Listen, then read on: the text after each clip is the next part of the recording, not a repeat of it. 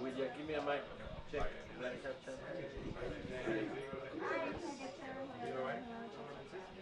Beautiful.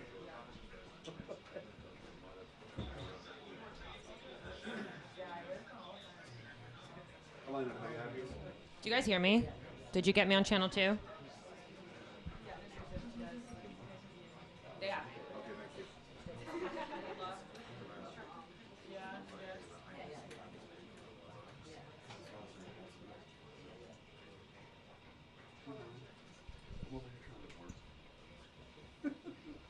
I'm going to be making a little tweak here.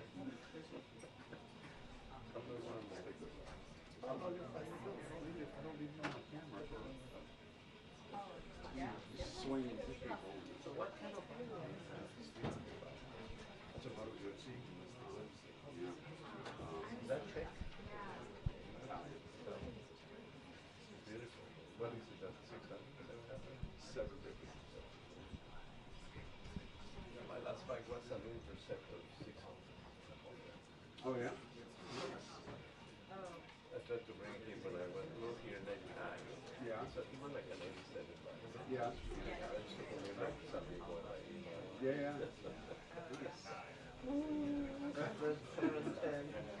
That's too quick. I can't do that. That scares me.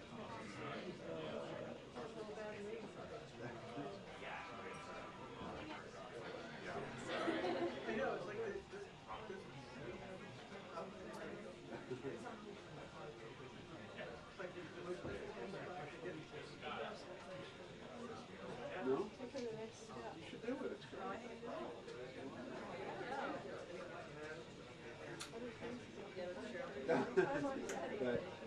that I understand.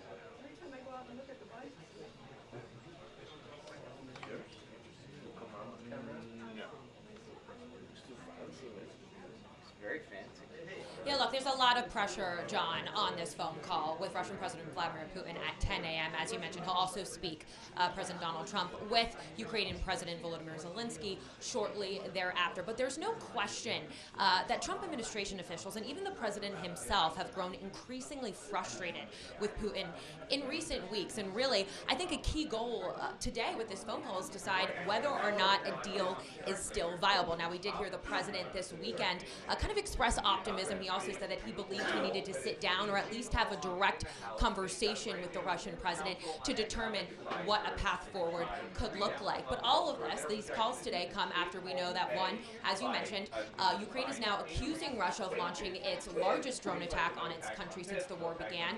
It also comes after Putin did not show up to Turkey for a meeting that he actually proposed in the first place. Instead, Zelensky and Ukrainian official representatives met with Russian representatives there. And then we also know that Zelensky met with Vice President J.D. Vance as well as Secretary of State Marco Rubio yesterday in Rome. Now, we did hear from Rubio yesterday on this. He essentially said that he believed, like, a key goal today is to determine whether or not Putin is, how they keep describing it, tapping them along, and again, whether or not there is actually, value in continuing these talks with Russia to determine if there can really be peace reached here. And that, of course, is going to be a key question of this briefing with White House Press Secretary Karoline Leavitt that is set to kick off shortly.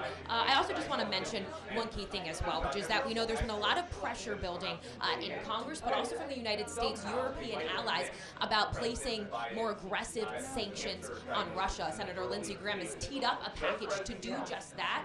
Congress is expected to consider that soon. And I think a key question is, if today's call does not go well, how will President Donald Trump react? Will he support such a move? A lot riding on these calls today, John.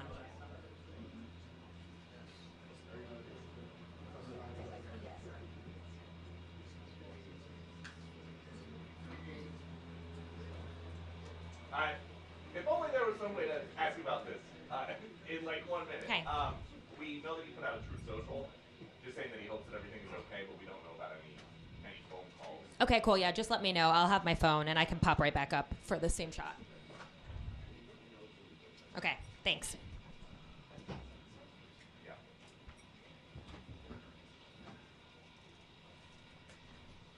Thank you.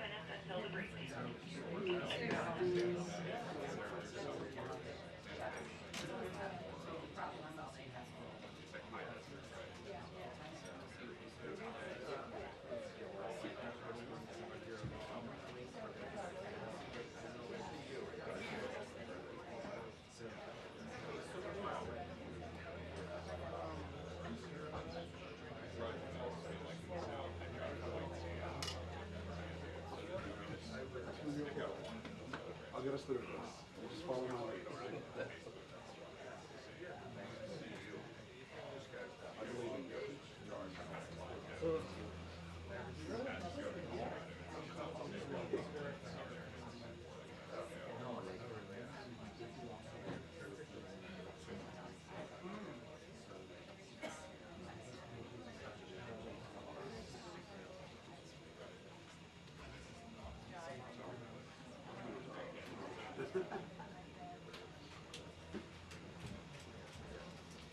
Good morning, everybody. Good morning.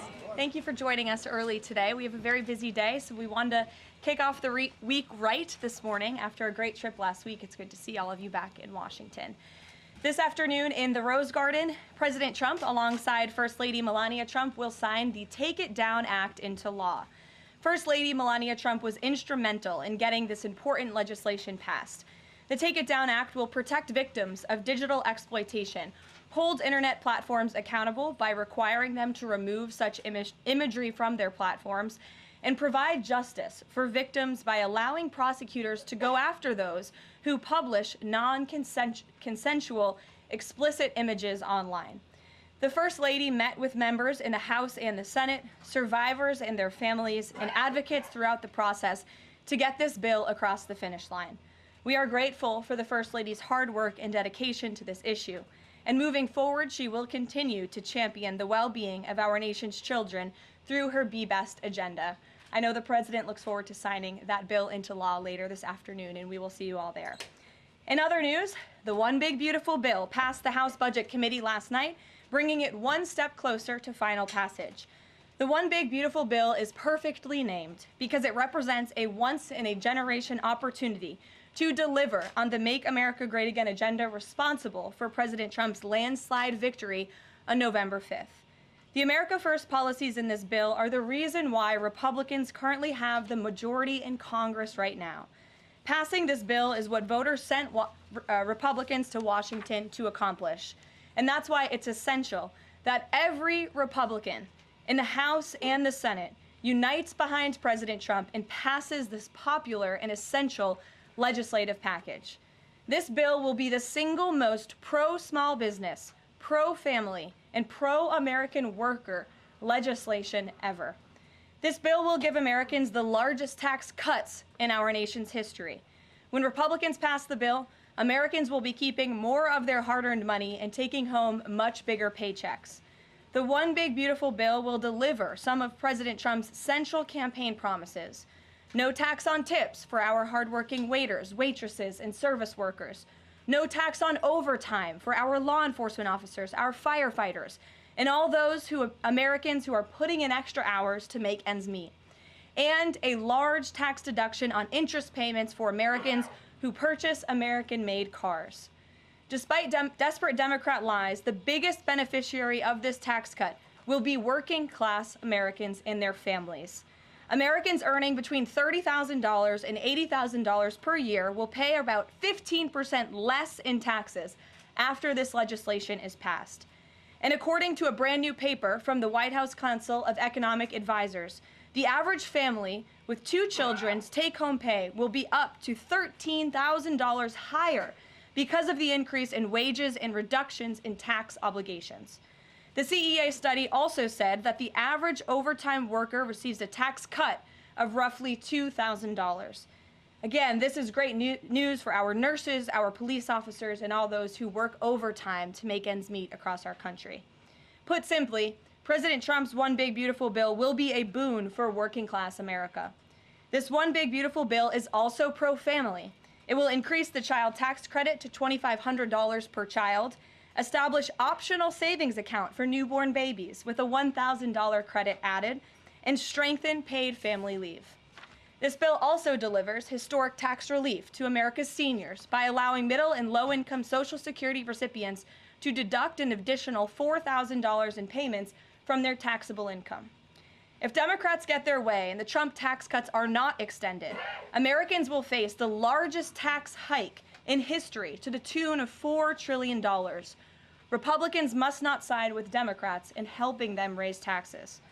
The One Big Beautiful Bill also provides critical protections of Medicaid, which will strengthen and preserve the program for decades to come through common sense efforts to eliminate waste, fraud, and abuse. Medicaid will no longer be used to pay for barbaric gender mutilation procedures on minor children.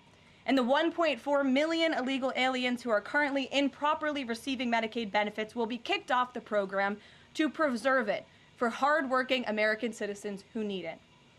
President Trump and Republicans are protecting Medicaid benefits for pregnant women, children, disabled individuals, low-income seniors and families, and the most vulnerable Americans in our society. And that's what Democrats are so angry about.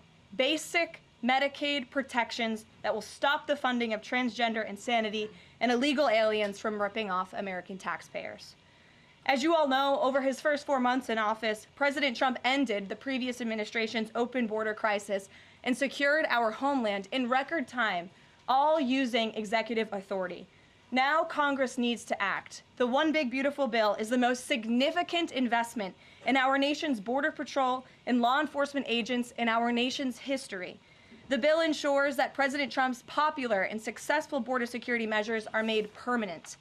Republicans have the backs of Border Patrol and ICE agents who were put through hell over the past 4 years and have quickly worked to secure our southern border. And that's why this bill gives them more resources to do their jobs, including a $10,000 much-needed bonus to ICE agents and Border Patrol agents over the next 4 years. To provide those brave agents with desperately needed reinforcements on the ground, the bill allows for the hiring of thousands of new ICE personnel, customs officers, and Border Patrol agents. These significant hirings will empower President Trump to continue delivering on his promise to carry out the largest mass deportation in the history of our country. Again, that is a promise that Republicans made to American voters. It's a promise they were elected on, and it's a promise Republicans on Capitol Hill need to keep: secure our border. To supplement those efforts, the bill's funds will fund the completion of President Trump's signature border wall. As a result, 701 miles of primary wall, 900 miles of river barriers, 629 miles of secondary barriers, and 141 miles of vehicle and pedestrian barriers will be constructed when this bill passes, along with cutting-edge technology to secure our homeland from dangerous illegal alien invaders. This bill also advances our national security and defense interests by ensuring the United States military has the necessary resources to remain the strongest and most lethal fighting force in the world. The bill will provide resources for the construction of President Trump's Golden Dome to safeguard Americans from potential attacks, give the Coast Guard resources to build more modernized ships, and the Air Force resources to acquire better planes. If all of those incredible things were not enough, The big, beautiful bill also finally modernizes air traffic control in America, a bipartisan issue. The bill will allow President Trump to deliver on his promise to overhaul and update our air traffic control systems to keep Americans flying as safe and efficiently as possible. The previous administration failed to act and do this themselves, despite repeated warnings from the GAO, which has resulted in unacceptable delays at major airports like Newark that the Trump administration is working hard to address. When the one big, beautiful bill passes, we will replace the current antiquated system, the FAA will enhance safety in our skies, reduce delays, and power the future of air travel in the United States. That's just some of what this historic legislation will accomplish. It is absolutely essential that Republicans unite behind the one big, beautiful bill and deliver on President Trump's agenda. There is no time to waste. Americans gave Republicans a once-in-a-generation opportunity to course-correct our country over many wrongs over the past 4 years. And Americans are counting on Republicans to work as hard as President Trump is in this White House every day on Capitol Hill. Send this legislation to his desk as soon as possible for his signature. Here in our new media seat today, we have Liam Cosgrove, the White House correspondent for Zero Hedge. With that, Liam, please kick us off. Thank you, Caroline. So my first question is on foreign policy. Sure. The president has made several moves towards peace in multiple fronts, India, Pakistan with the Houthis, talking with Iran and talking with Putin. Biden didn't even talk to Putin for the entire span of the war, which is crazy considering two nuclear powers were engaged in a proxy war. So I do admire these moves by the current president, I'll be honest. However, as of today, we are still funding both Israel's and Ukraine's wars. So can Americans expect to finally be done financing foreign wars at some point? Do you consider that one of the president's goals? Well, I think I can summarize the president's foreign policy agenda with two words: America first. And that means putting the American people and the American taxpayer first. And that's why the president is moving as quickly as he possibly can and working overtime to end these conflicts in both Israel and in Gaza, and also the Russia-Ukraine war. As you all know, the president will be speaking with Putin at 10 o'clock. He plans to call President Zelensky when that call concludes. I spoke to the president about that call at 10 o'clock. I don't want to get ahead of those very important conversations, but of course you will hear directly from the president or me after those calls conclude today. So you can expect that. As for Israel and Gaza, the president continues to not only himself, but his national security team engage in talks on both sides of this conflict. The president made it very clear to Hamas that he wanted to see all hostages released. And last week, when we were flying out of town, there was great news on that front with the return of Eden Alexander, who is the last remaining hostage in Gaza. So to answer your question, the president is always thinking about the American people, the American taxpayer first. He wants these conflicts to end, not just to save money, but most importantly, to save lives. Thank you. And my only other question for you is, so over the weekend, President Trump posted to Truth Social a video highlighting what most people call the Clinton body count, which is the strange number of suicides that seem to happen in Clinton circles. I have a headline here from the Washington Post that said, Trump peddles false conspiracy theories tying the Clintons to several deaths. So I just wanted to highlight real quick, this wasn't in Trump's video, but this is from the Arkansas Times, and it's the death of Mark Middleton, who was a former Clinton White House aide, who was found dead on a Clinton Foundation property. And I'll just quote from the Arkansas Times. Middleton apparently shot himself in the chest with a shotgun and also hung himself from a tree with an extension cord. So I have no idea how somebody commits suicide that way, but if the Washington Post is here, maybe you can enlighten us as to how that was actually a suicide. So anyways, that's just a lead into my question about the most famous Clinton-related suicide, which is that of Jeffrey Epstein. There's still a lot of questions around that case. You've released phase 1 of the Epstein files.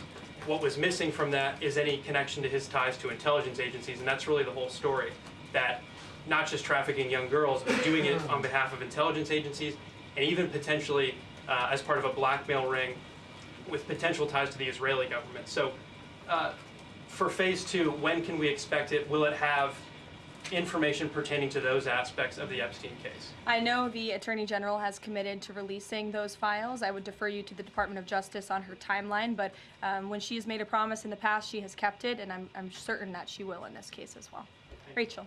Thanks so much, Karoline. The president set a 2-week deadline for Ukraine and Russia to negotiate a deal. That time is now up. Does the president intend to set a new deadline on this call with President Putin? And how much longer is he willing to give these talks? Yeah, I don't want to get ahead of the specifics of the conversation the president will be having with President Putin in less than an hour this morning. But he has made clear throughout the entirety of this conflict, since he inherited it from Joe Biden. Don't forget, this is a war that began because of the previous administration's incompetence and weakness, and President Trump is working very hard to fix it. He has made it clear to both sides that he wants to see a peaceful resolution and a ceasefire as soon as possible. But as for specifics on a timeline, I won't get ahead of the president. And just on the goals for this call in particular, is the goal to get Putin to agree to a ceasefire? Is the goal to lead to some sort of in-person negotiations with Putin and the president? Well, I think, again, we'll see how the call goes, and the president has made it clear his goal is to see a ceasefire and to see this conflict come to an end. And he's grown weary and frustrated with both sides of the conflict. The president and his team have put an enormous amount of effort in solving this very complicated war that, again, began because of the last administration's weakness. Does he still want to meet Putin personally? I think the president would certainly be open to that, but let's see how this call goes today. What's the status of the secondary sanctions package? The president's been talking about that. You haven't imposed them yet, but is that still on the table? I think everything's on the table, yes. And again, I won't get ahead of the president in any commitments or decisions, but certainly it's something he's been looking at and discussing. Elaine. Hi, Ken. I want to ask you about the House budget bill. So does the president agree with Republicans behind this bill that Medicaid work requirements should be implemented as soon as 2026? So the president wants to preserve and protect Medicaid for Americans who this program was intended for, the most vulnerable in our society: pregnant women, low-income families, seniors, those who truly need these benefits. And it should be going to people who physically cannot work. We want to see able-bodied Americans at least working 20 hours per week, whether that's part-time or full-time, whether that's even looking for work or volunteering for 20 hours a week if they are receiving Medicaid. These are common sense provisions. These are common sense changes that were actually introduced by former Democrat President Clinton. They've been supported by every Democrat president since, including the previous president, Joe Biden. But again, these are common sense reforms to ensure that those that this program was intended for receive those benefits. And then just a quick follow-up. Is the president okay with this bill adding to the deficit? This bill does not add to the deficit. In fact, according to the Council of Economic Advisors, this bill will save $1.6 trillion. And the president absolutely understands and hears the concerns of fiscal conservatives and of Americans who want to get our fiscal house in order. That's what the intention of this bill is. There's $1.6 trillion worth of savings in this bill. That's the largest savings for any legislation that has ever passed Capitol Hill in our nation's history.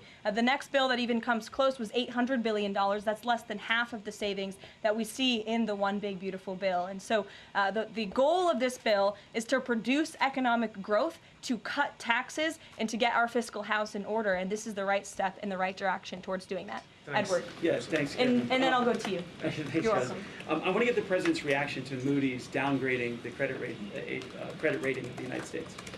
Sure. Well, look, the president talked about this over the weekend. The Secretary of Treasury also talked about it. When you look at the world has confidence in the United States of America and our economy once again. The president just last week secured trillions of dollars in investments from countries in the Middle East. We have seen trillions of dollars of investments flowing into our economy since the president took office. That is because America or people around the world have confidence in the United States of America. And if you also just look at the raw economic data that we're seeing, last week when we were out of town, inflation dropped once again. Oil prices are dropping, gas prices are dropping. The president has added nearly 500,000 jobs to the American economy already. So there's a lot of optimism in this economy, and the president disagrees with that assessment. And I want to ask you one more thing, if I could. On your Middle East trip, the United Arab Emirates is getting some of the most advanced AI chips, and there's agreements there. The UAE is the newest member of BRICS. Is there a concern from the president that those chips and the technology will pass through to China, India, Russia, and Iran? part of going to the Middle East was to ensure that the United States, that this part of the region, our Gulf partners, know that the United States of America is there for them again, and that they should be investing in the United States, not in China. And these AI agreements, particularly the one the Secretary of Commerce signed in the UAE, has security guarantees to ensure that China is not getting the advantage, but the United States is getting the advantage when it comes to AI, and that the UAE and the U.S. are working hand in hand together to invest in this space. So read the agreements, there are security guarantees, and this was a great trip for the country, no doubt. Go ahead. Thanks, Caroline. Prime Minister Netanyahu of Israel has said today that Israel will take control of all of Gaza. Is that a goal that President Trump is comfortable with, or that he supports?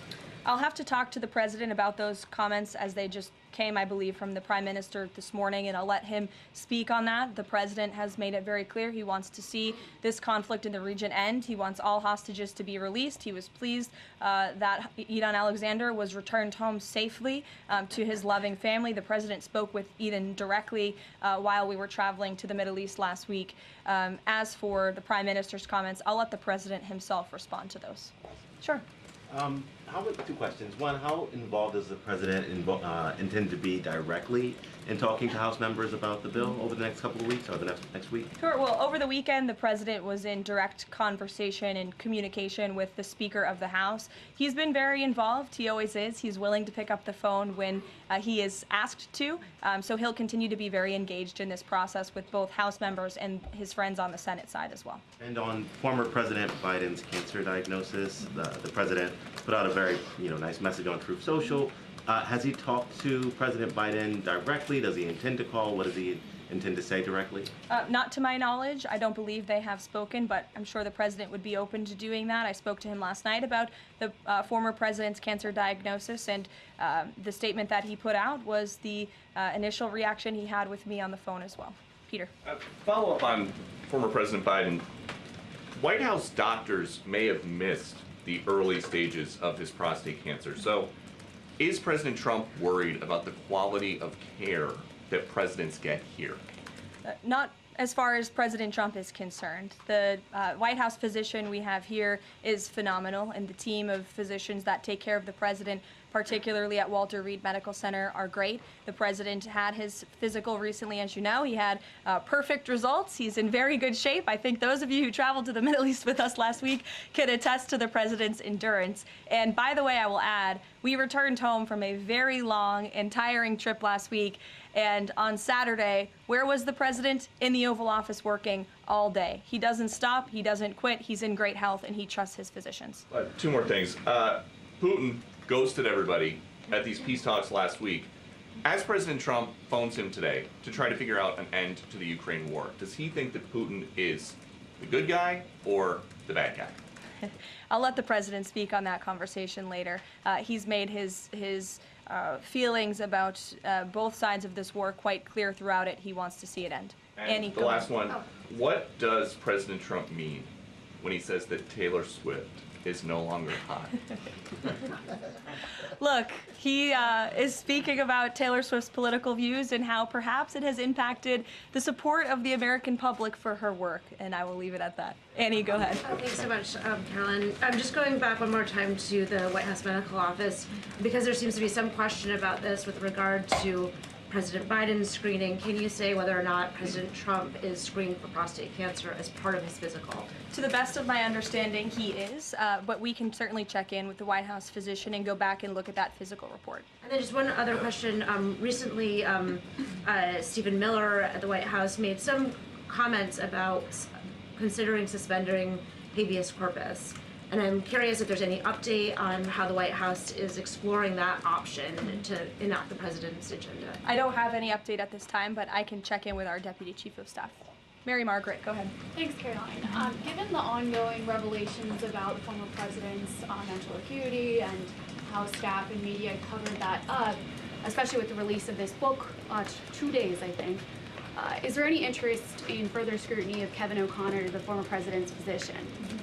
I'll let the president speak on that. I spoke to the president again about the former president's health diagnosis last night, and he wanted to extend his warmest wishes to the former president and his family. But as for any further action. I'll let the president speak on that first. Michelle. Vice President Vance's meeting with Zelensky. Can you share any more information on that? My understanding was it was a good meeting, a productive meeting, and we're grateful that the vice president did it and that he also went to the Pope's first Mass in Rome. I also have an update on that. The vice president passed along a letter to the Pope from the president and from the First Lady, extending their warm wishes and inviting them to the White House as soon as they possibly can come.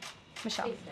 On Iran, Steve Witkoff said yesterday that continued enrichment is a red line for the U.S. The Iranian foreign minister says that's going to continue no matter what. How committed is the U.S. to that red line, and what's the next step for the next round of talks? We are 100% committed to that red line. The President, Special Envoy Witkoff, Secretary Rubio have made that incredibly clear, not just to the American public, but also in those discussions that Special Envoy Witkoff has had directly with the Iranians. And the next round of talks? I don't have an update for you, but we can get one. To the back row. Go ahead. Thank you, Caroline. South Africa's president says he's going to come to the White House to meet with President Trump on Wednesday. What are the president's expectations for that trip? And South Africa's president recently said he believes the folks that have been resettled here recently are cowards running away from problems in South Africa. Does the White House have a response to that? So I did see the South African president put out that statement. I want to confirm on our end with our Secretary of State and National Security Advisor, and we'll get back to you on that. Monica. Thanks, Caroline. You mentioned the President and the First Lady are signing the historic Take It Down Act this afternoon. I'm curious to know, what are some of the repercussions or consequences for these online platforms or perpetrators that won't comply with the act? Well, what this bill does, it takes the initial step to ensure that prosecutors are able to take down, that's why it's called the Take It Down Act, platforms that are allowing this sexually explicit content on their platform. So it gives them more leeway to go after them as they see fit. But as for specific repercussions, I would defer you to the Department of Justice of how they plan to implement this bill once it is signed later today. Brian. Yes, thank you. You said in your opening statement you talked about this MAGA baby savings account. Exactly how would that work? Who would be eligible for it? I'm assuming women would be eligible for that. Yes, so one of the provisions in the One Big Beautiful Bill, as I said, this is a very pro-family piece of legislation. Not only does it increase the child tax credit, but it also includes MAGA baby savings accounts for children that are born before January 1st, 2024, under 8 years old, U.S. citizens, and have at least one parent with a valid Social Security number. And when this tax provision becomes law, the child, if the parents seek to do this, will be set up with a savings account. Essentially, it's a 401k for a newborn baby. And child's relatives, their parents, can contribute up to $5,000 per year of after-tax dollars annually to that account. And then later in the baby's life, at age 25, savings account holders can withdraw up to the full balance of the account. Upon reaching 30, the account holders can access the full balance of the account for any purpose desired. So it's a great initiative for new parents, new mothers who want to set up this savings account for their children. Ouija. Thank you, Caroline. President Trump and his top economic aides have repeatedly said that Americans will not pay the cost of tariffs. In fact, last week, Lutnick said people have to drop the, quote, silly arguments that consumers would pay the cost. But over the weekend, as you know, the president posted that Walmart should eat the tariffs and not charge the value customer anything. I'll be watching, and so will your customers. So does he acknowledge that if companies don't absorb the full cost, Americans will have to pay? Well, first of all, the CEO of Walmart made those comments about the tariffs on an earnings call where CEOs, I believe, are legally obligated to give the most dire warnings and forecasts to their investors and stakeholders. The reality is, as the president has always maintained, Chinese producers will be absorbing the cost of these tariffs. And that is why China was so quick to hustle to the negotiating table with the United States of America. They need our markets, they need our consumers. And I would again point you to the inflation report that came out last week showing that inflation is declining in large part because energy prices are dropping across the board in this country because of the president's robust energy agenda that he has taken since January 20th. So the president is committed to ensuring that prices remain low for American consumers, and he maintains the position that foreign countries will absorb these tariffs. What does he mean by "I'll be watching" to Walmart? He'll be watching, seeing what they're doing. Jennifer. On the gift plane from Qatar, 3 things. Is there a timeline for the U.S. receiving that plane? Do you know how long it will take to retrofit the plane to presidential standards? And thirdly, has the intelligence community, security folks, have they weighed in on whether that plane can actually be secured to presidential standards? I'm glad you brought up this question because I was watching the American press spew a lot of misinformation about the plane donation last week when we were abroad. Let's be very clear. The government of Qatar, the Qatari family, has offered to donate this plane to the United States Air Force, where that donation will be accepted according to all legal and ethical obligations. It will be retrofitted to the highest of standards by the Department of Defense and the United States Air Force. This plane is not a personal donation or a gift to the President of the United States. And everyone who wrote that last week should go and correct their stories because this is a donation to our country and to the United States Air Force. As for a timeline, because it is the United States Air Force that is accepting the plane, I would defer you to them for specifics because the President, frankly, has nothing to do with it. It's the Air Force's project to take on. Sure. Elizabeth. Thanks so much, Caroline.